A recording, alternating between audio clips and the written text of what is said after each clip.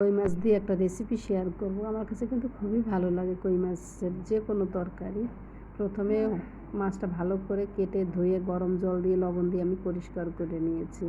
হলুদ, লবণ, মরিচের গুঁড়া, জিরার গুঁড়া দিয়ে আমি ভালো করে মাছটা মেখে নিয়ে এই মাছটা কিন্তু সুন্দর করে ভেজে নিতে হবে, একদম লাল লাল করে। যেহেতু চাষের মাছ তাই একটু কড়া করে ভেজে নিলে সেই মাছটা রান্না করলে কিন্তু খেতে অনেক ভালো হয়।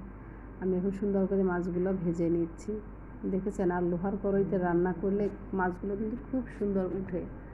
এখন আমি একটু গুঁড়া মশলা ভিজিয়ে রাখছি, পরিমাণ মতো লবণ, হলুদের গুঁড়া, আদা বাটা, জিরার গুঁড়া দিয়ে ভিজিয়ে রেখে রান্না করলে বাটা মশলার স্বাদ পাওয়া যায়। পরিমাণ মতো তেলে জিরা ফোড়ন দিয়ে আমি সিমগুলো একটু সময় ভেজে নিয়ে তার মধ্যে বাটা মশলাটা দিয়ে তার উপরে মাছটা আমি দিয়ে ঢেকে রান্না করব। তাহলে জলটাও একদম টেনে যাবে আর মাছগুলো, সিমগুলো সিদ্ধ হয়ে যাবে। পরে সামান্য একটু জল দিয়ে রান্না করলেই কিন্তু রান্নাটা হয়ে যাবে, আর মশলাটাও খুব সুন্দর ঢুকবে তরকারির মধ্যে।